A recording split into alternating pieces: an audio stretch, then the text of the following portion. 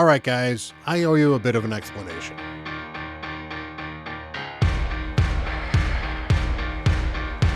Hello, everyone. Bront, CatHerder here, and honestly, we are not having fun today. So we are going to be talking about my Titus fusion and some of my Titus teams, and a bit of my pet peeves about Titus and the state of things like the Chimera Clash today. This is probably going to get a little salty. If you like Angry Bront, then you're certainly going to enjoy this video. I'll certainly try to keep it fun and entertaining because you know what? That's what I like to do. I am not enjoying some aspect of this game, and Titus has kind of brought into focus why I am not enjoying that particular aspect of the game. So I want to talk a little bit about Titus teams. I'll show you the team that I have built for Titus. I'm going to talk about why I don't run it, and we'll see what we can come up with. Maybe you guys might have a solution. I would certainly appreciate some of your comments down below. If you want to just guess what I'm angry about, feel free to guess what you're angry about ahead of time. I really do appreciate the comments. I love interacting with you guys. I love hearing from you guys. You guys are an absolutely amazing community. And while you're at it, hit that like button and hit that subscribe button. It really does mean a lot to me. It helps me grow the channel, and I appreciate all you guys spending time here listening to me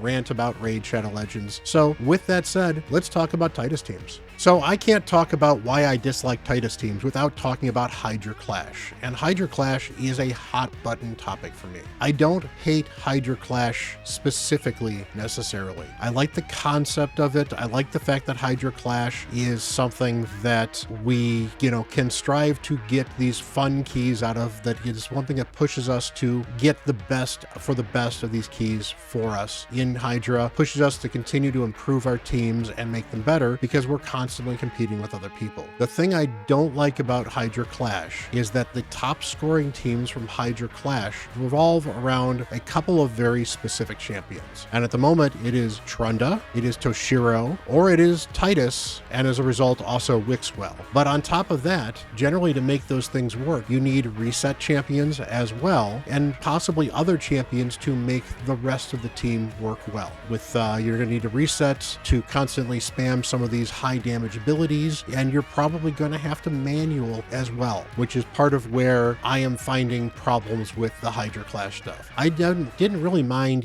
spending 15-20 minutes to auto my Hydra. It wasn't a big deal, or 30 minutes, or however long it took, back before we had the instant battles. Yeah, I guess it could take 30 to 45 minutes sometimes to auto a Hydra team, but I literally could auto a Hydra team on one account and walk away, or play another game, or do something else with my time. Now, that's a luxury of being a PC player. Those of you that are phone players, you may not be able to do that quite as easily because you can't always walk away from your phone. If you walk away from your phone and then need to use it for something, you suddenly could lose your Hydra battle as well. So that's certainly something that is problematic. So I understand where quick battles are a huge improvement. I'm not saying they're not a huge improvement, but even the autoing didn't bother me too much because, again, I could do it and walk away, go talk with my wife, go spend some time with the kid, play an entirely different game, work on my other account, go take a shower, there's all kinds of useful things that I could do while my Hydra key was running in the background. So it didn't bother me too much. But manualing some of these keys, and again, I don't hate manualing necessarily either. In fact, I still manual most of my Hydra keys on my free-to-play account because my free-to-play account is not in a situation where I can auto and get the chests I want to. That doesn't bother me too much on that account because even then, we're talking about 15, 20, 30 minutes of engaging gameplay because I have to react to absolutely everything because it really is a life or death experience for the entire time. Whereas dealing with a Titus team, which is probably where the cracks in this manual show up, the Titus team is almost entirely all right, click this ability now. All right, click this ability now. All right, click this ability now. And you're not making choices, or you're not making meaningful choices 95% of the time. And that's frustrating. On top of that, there is a distinct AI problem that means that some of these teams that I should be able to full auto because they are dumb, do this, do this, do this, and I should be able to point here and tell the game to do this stuff. And because the auto team is just not entirely smart. So if I'm running a Lamasu team team, for example, which, is actually in my Titus team, which I'll show you guys later, and I'm using a Yumiko, well, I want Lammasu to reset my Yumiko so that my Yumiko does her next ability to reset everybody and go back and forth between the two of them. And that's pretty much how the team works, is that's how my team works, at least, is I've got Lammasu and I've got Yumiko, and they basically alternate resetting each other and everybody else. And as a result, everyone else pretty much does what they want them to do. And Titus shields grow, and he kills a bunch of people, and he keeps it safe, and it works fairly well. And it runs on hard, and it does not run on auto, because Lammasu will never reset Yumiko properly, because I can't tell Lammasu who to reset properly, and the AI doesn't do it properly. So as a result, I have to manually run something. And now when I have to manually do it, we're talking an hour or an hour and a half for the team at that point in time of very mind-numbingly clicking different things. And that was some of the worst gameplay experience I have ever had in Raid. It made me want to rage quit Raid badly. It was very, very problematic. But there's more problems with Hydra Clash, and Chimera Clash is an extension of that as well. Now, on this account here, my endgame account, I've got some pretty decent teams. I'm not, top here, but you see I'm in the top 10 of my damage at the moment, and I didn't go hard this time. I did not use my team, but if you look here, I got, I have a nice, 800 million damage. I've done more. I've done 900 million with this team before. This is a nice full auto Toshiro team that's doing 800 million. It's not perfect. It certainly has some flaws, but it does the job. It works well with my account. It's not the crazy nutso Toshiro teams, but again, I only have a 3-star blessing on Toshiro, so I don't even have the extra crit damage on my Toshiro yet that I would get from the 4th star. I don't have the extra accuracy allowing me to build an even better Toshiro than I have right here. I don't have him in 9-piece Merciless, so he's constantly taking extra turns, which would be even more busted as well. So this can get a lot better, and some of it is just because I need better gear or better souls or anything like that, but that's fine. It's fun. It's easy. Putting this team together was fun. I enjoyed putting this team together. I had a blast putting this team together. It was fun to build, and it's fun to run because it's very much a, ooh, have I done something on my account to maybe make it a little bit better? Because maybe I made some improvements to, say, the stats on my Hydra team because I bought some stuff with the Great Hall, for example, or maybe I made some minor improvements to one of these champions through some gear swapping that I did that I didn't remember or something like that. There's all kinds of cool things that can be done with this. I've had to make improvements to some of these champions just because I needed them for Faction Wars Hard. So there's all kinds of cool things that can happen to improve this team that aren't even me focusing on Hydra. But for the most part, it's a nice fire and forget team. My other teams, not quite as good. I've got my Thor team here. I've been kind of trying to maximize this one out here. This time I ran it on brutal. Usually I run this on hard and I get closer to 300 million damage, and I run a similar team. I think I've had some different. I swapped in Cardiel recently. And then this team here is a change in one of the other teams I've had where I have my Acresia and my second Athorion in there, and it used to do good damage on brutal, and somehow it is broken, and I don't know if it's broken because I've stolen some gear and I didn't realize I've stolen some gear, or if it is broken because, well, just the way the affinity matchup works, that people are dying sooner than they probably should. So it seemed to be a little more RNG based. So this has been better. This was good, but I know I can probably do better. So I just need to fight with my third team. I'm looking forward to a Packmaster team too. I think the Packmaster team on auto is going to be a lot of fun and do a ton of extra damage. But this was my hard key. I've done better hard keys. And again, to compare it with my Titus key, my Titus hard key, the first one that finally ran end to end, did everything I wanted it to do, and mostly ran smoothly until Titus was eaten about turn 800 into the turn 1000 run. I did 850. I did maybe 900,000 or 900 million damage. 900 million damage is a much better term. So I did 900 million damage on that Titus key, which is great. But, the amount of time, the amount of effort that it cost me sucked, and I hated it. And I'm not going to do it again if I can avoid it. And that team is not full auto. Making a full auto Titus team is difficult. And that's part of the problem with the way the game is and the way the situation is right now. The other part of the problem with that, though, still is the fact that I feel the need to have to do that because we take a look at like this guy over here. What do we got here? Well, he's got this team here, 380 million. That's, not particularly exciting. Oh, that's not, here we go. So here's a 5 billion damage team. Okay. I can guarantee you he manualed this because there's no way to not manual a Lammasu team. It just doesn't work. So this was a manual team that he had to run probably for an hour or two, but he did 5 billion damage. damage, which is huge and really kind of hard to deal with. Meanwhile, 5 billion. We had somebody here who, got, let's go take a look at his battle list here. Yeah, we got somebody else here who did 14 billion. Wow, 14 billion. He did 3.6 billion, but that counted for 14 billion. So that 5 billion is 20 billion total points. And that is huge. And that's almost more than anybody else on my entire clan did, somebody else did in one battle. And that's a balance problem for the way this works. But there's more that I really, really dislike about Hydra Clash and extension Chimera Clash, which operates under the same circumstances, is the fact that 4th and 5th place gets no reward. The fact that you get 0 rewards for 4th and 5th place is an absolute travesty. It feels very bad that they can't give you 2 pieces of gear or 1 piece of gear to when you're in 4th and 5th, because what it does is it incentivizes people to just decide to, okay, we'll tank this week and we'll just do the bare minimum this week so we can get a bigger key and easier matchups next week. Our clan generally doesn't tank intentionally.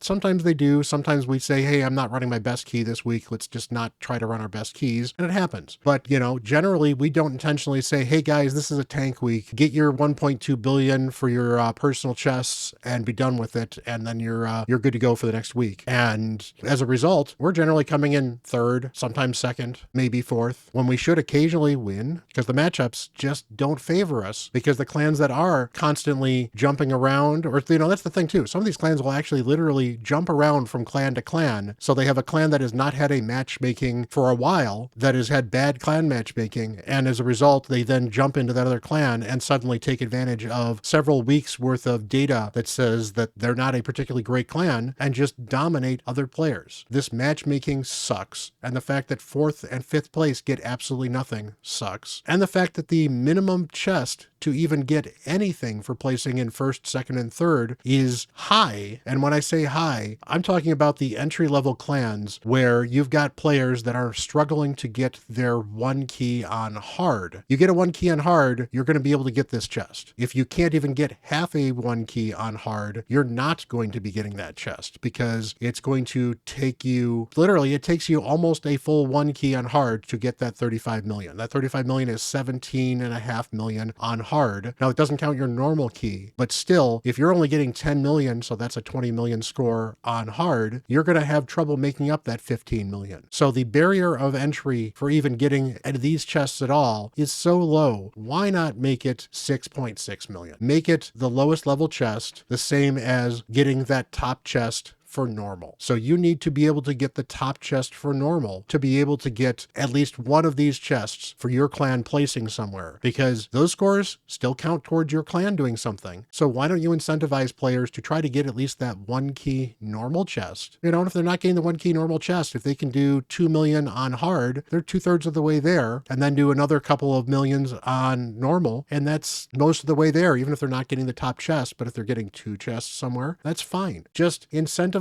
people on the lower levels to play the game more and get something. And it doesn't matter if these rewards are just minimal, 1 or 2 accessories every week. It at least encourages them to continue to play the game and doesn't build this level of I keep failing, and some of this failing is well out of my control, because it is not only just the clan I am in and the people that are playing in my clan, but it is the luck of the draw of the matchmaking that I get, with matchmaking that is so broken, it just doesn't give you a fair matchup in the first place. And that is where I think Hydra Clash has really gone wrong, and why Hydra Clash has honestly been poisonous to Raid Shadow Legends. Looking to start a brand new account in 2025 with Raid? Use my link down below, set up a new account with a brand new email, and you can start off with Elenarl, a wonderful legendary that can do all kinds of fun stuff for you. And at level 15, you'll also get a Tagore, a wonderful support reviver who has been a big carry for me on my accounts. You also use the code Demon Slayer to get Tholan as well, and you'll get Lemonisi at the moment, because Lemonisi is currently the free login champion. Start yourself off with 3 great legendaries and a wonderful epic, and enjoy starting a brand new raid journey in 2025. And I want to hop over here to Chimera Clash to point out how Chimera Clash has a similar problem, but is even worse. And part of the problem that Chimera Clash has is that some of these gems are locked behind some of these weird chests as well. So you can't get the best gems, and in some cases certain shapes of gems, until you get to some of these harder chests, which makes absolutely no sense at all, particularly when you have rare relics that use gems that my free-to-play has never been able to get. That is just not fun, that is not accessible, and that is just not a good way to design your relic system. But on top of that, 220 million is your minimum to get a chest if your clan places first, second, or third. You know, my Risen from Kittens clan has actually placed first fairly often recently because we've got a couple people that have actually gotten some pretty cool keys, and it's been great. Except for my free-to-play account that we're now 210 days in on has never gotten 210 million points on Chimera, and I'm able to do Chimera Hard and Chimera Brutal. So Chimera Hard, 20 million for this chest here, and the multipliers are 3 times with an extra 0.2 for each trial. So if I'm getting 5 trials done, that's a 4x. For 20 million, that is 80. So I can get the top chest on Hard and not qualify for even a third of this chest, which is brutal, absolutely brutal. So speaking of brutal here, your minimum is 36 million for the master chest. 36 million times brutal's got a 5 there. So you're talking, and 0.4 for each trial there. So if you get 5 trials there, we're getting to up to 7 times that. So you need to get 5 trials, and to be fair, get the trials fairly early on this master chest on brutal to actually qualify to get this. And that feels like a big misstep, because despite the fact that Polarium has said that Chimera is supposed to be more accessible than Hydra, I don't find that to be the case. I find that Hydra has been easier for me to climb up with on my free-to-play. I'm able to hit Brutal and get this warrior chest here,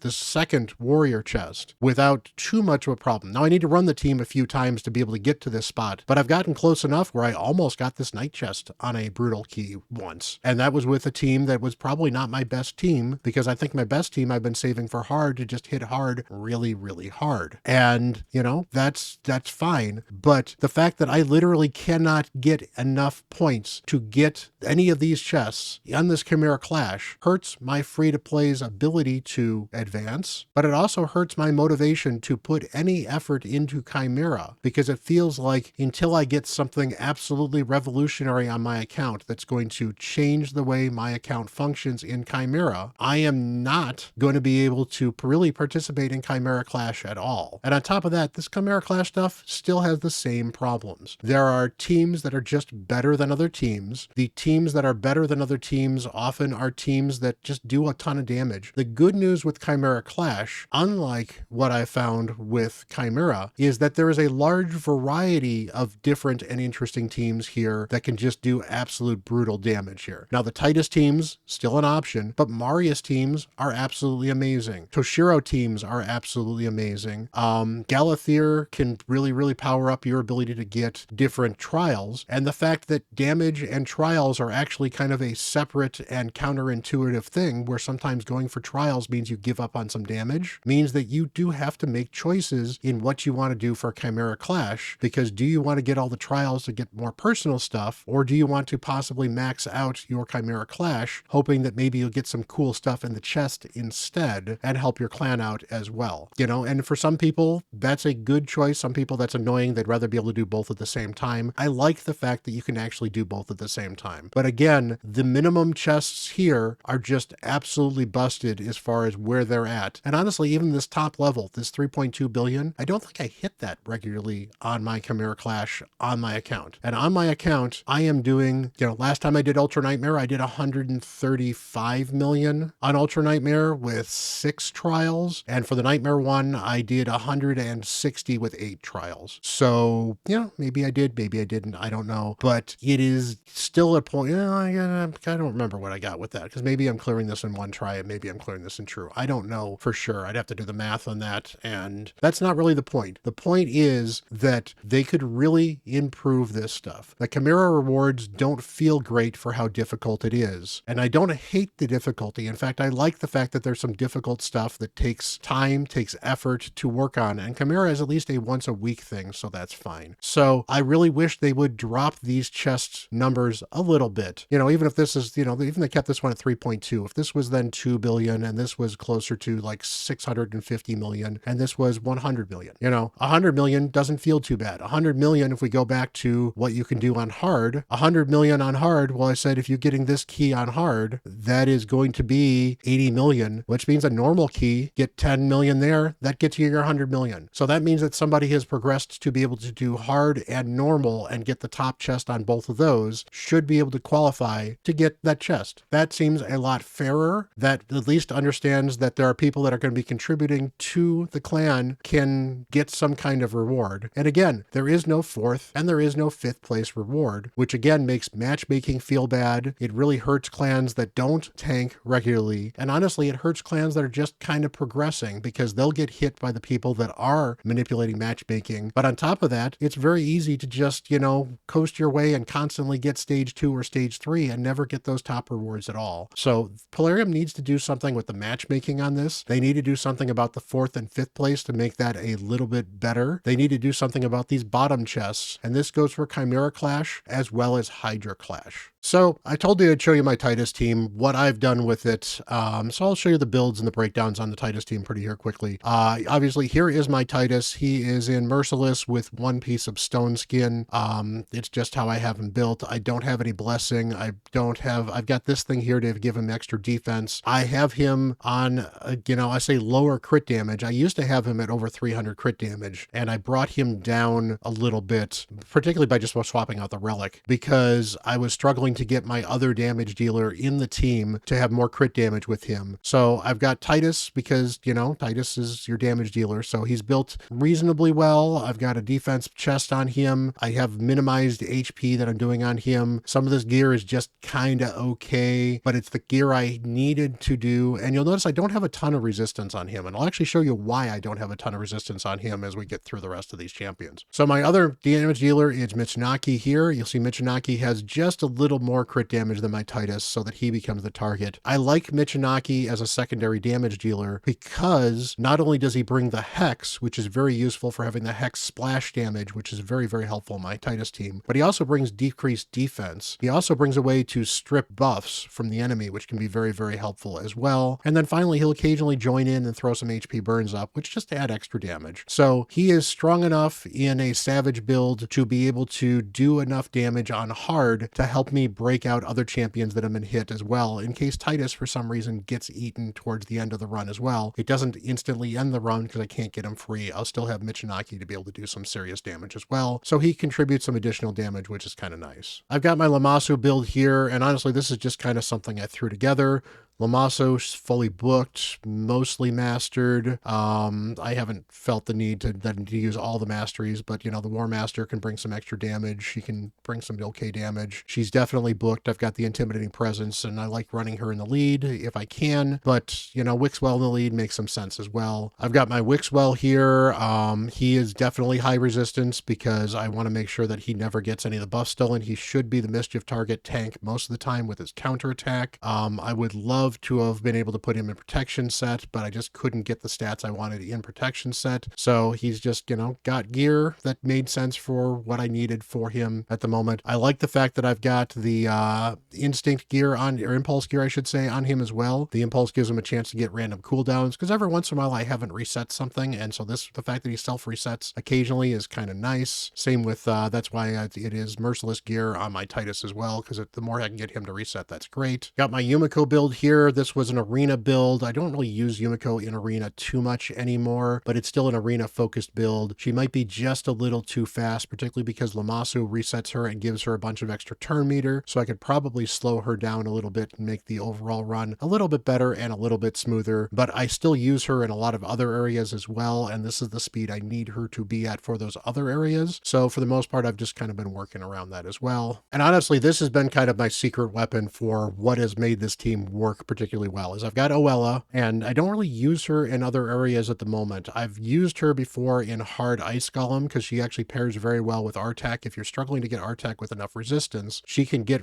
increased resistance on her A3, and then we'll extend it on the A2. So she provides an additional buff extension with this A2. It provides a big heal as well. Not that you need the heal because you should have a big shield on everybody.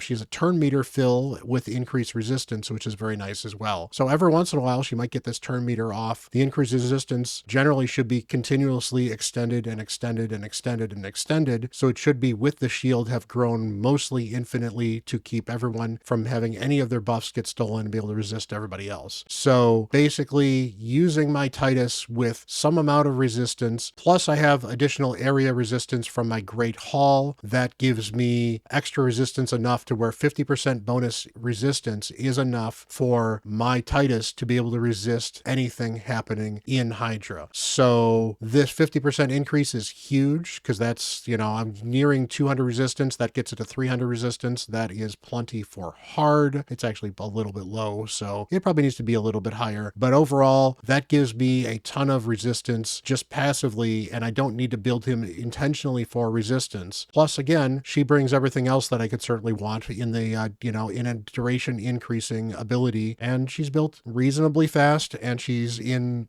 the shield gear, and I don't mind her in the shield gear because she has a ton of HP normally, and since this is the only place I'm using her, I'm not missing out on stats that I would love somewhere else because I'm going with her shield. So it works very well. It allows me to keep my Mikage with my Toshiro as well, so it doesn't break up my other second best Hydra team, which is also great as well. It also doesn't bring Hatter along with, because again, Hatter works well with my Toshiro team as well, and I think Toshiro works better with those two champions than Titus does, because the extra A1 attacks from Titus aren't super impactful. So that has been my team. It actually works fairly well, but it is 100% manual. It is very painful to run, and you have to make weird decisions regularly to keep everything going that you could probably program an AI to do, but we can't because the AI controls just are not good enough. So that is why I don't run a Titus key, and that is why I think that the Hydra Clash and the Chimera Clash have been poisonous to raid. So now I want to talk about some options. Now I've talked about a couple of options for making the Clash a little bit better. Fix your matchmaking, and that's something Polarium just struggles with. Matchmaking has never been Polarium's strong point. Change some of the rewards so that you can get some level of reward when you get the 4th and 5th place, as well as when you are getting lower levels of those reward chests. Would be nice to include more players in the game. So I think that that is a better way to help